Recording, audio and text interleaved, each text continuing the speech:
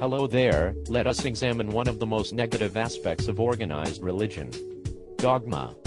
If there is a God, why are there so many religions, branches of religions and differences of opinion even within the same institution? How can the holy books have so many different translations, interpretations, and incarnations? Why is it that we don't have a single definitive text which is immutable and accepted by all who experience it? Why is there nothing for the illiterate prior to the last century? The answer is simple, and refers back to the definition of God: omnipotent, omniscient, and perfect. We reviewed previously that if the Creator possessed these aspects, then there would be no need for micromanagement. A holy book would constitute micromanagement. There simply is no way that method of communication can reach all of us throughout all of time. The only message that can be sent by God must be always and universally available to everyone. I submit that our intellect and reason are that message. This goes to the core of one of the most divisive issues we come across when discussing religion. Texts considered to be holy often contradict themselves and each other.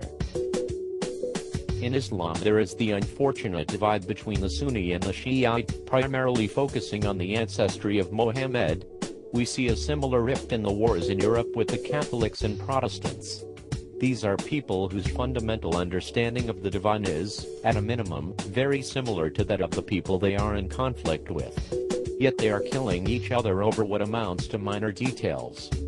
We also see this in the total lack of verifiable miracles in modern times, despite there being a regular event in the scriptures. Miracles would also represent micromanagement, and are therefore unacceptable. The universe designed by God would not need to be tweaked or corrected by supernatural means, it would occur as it should within the rules defined for it. Why then do we have dogma?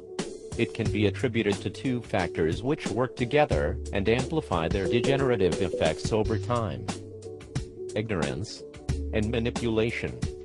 First, ignorance. As humans, we often make the mistake of seeking simple solutions to complicated problems. This can be seen in any political debate. At least one, if not both, candidates will attempt to reduce an issue into a sound bite. They will claim that a complex problem is simple and will present a straightforward approach for a resolution. Most often these promises are pure smoke and mirrors, and they are often contrary to the position the candidate takes when in office. Everyone seems to know and accept this, yet it still works. The reason is that simple solutions are comfortable. They require little in the way of mental exercise. They do not challenge a state of ignorance. In religion, we see this often from authority figures' question about a moral issue, when they either don't know the complete rationale, or do not believe that the asker will understand its complex nuances. Instead, they resort to the Santa Claus argument: behave as you are told, or you will not receive the reward. When this is used on children, they internalize the argument and pass it on. Over generations, people forget there was a proper answer and merely focus on the promised reward. A truly moral person understands that good behavior is its own reward. The relationships and interactions built from a solid basis are far more lasting and stable than those created through manipulation and deceit. That brings us to manipulation.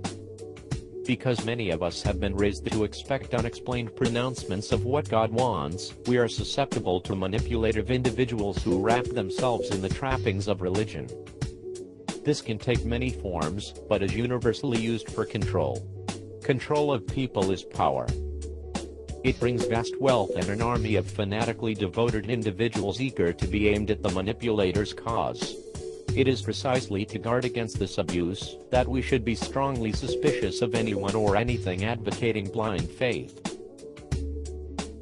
Dogma builds over time as those manipulating the institution add unreasonable aspects to gain more control, and those who do not recognize the control apply blind faith assertions of the correctness of the authority figure.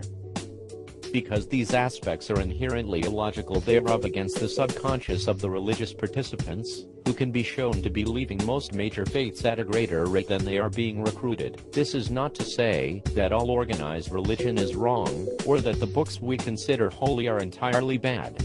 It is to say that all the confusion stemming from the interpretations, inconsistencies, and rewrites of these books is best explained by realizing that even if the individuals writing the books were inspired by their perception of the divine, through reason and intellect, they were human, and could not be expected to produce the kind of work we would recognize as universally and inherently divine.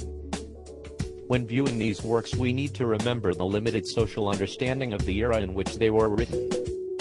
In the past, concepts such as the value of human life and individual liberty were not widespread, nor were the ideas of tolerance and large-scale cooperation. In fact, large-scale cooperation is often discouraged in religious texts, despite its proven ability to elevate human endeavors. This is because it threatens authoritarian regimes. Exactly the type of regime likely to have manipulative leaders who claim a divine mandate for their otherwise unsustainable rule.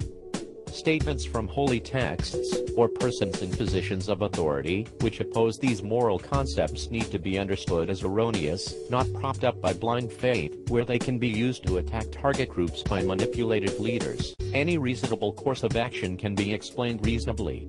Those demanding obedience without reason need to be recognized as either misled or intentionally manipulative, and should be treated accordingly.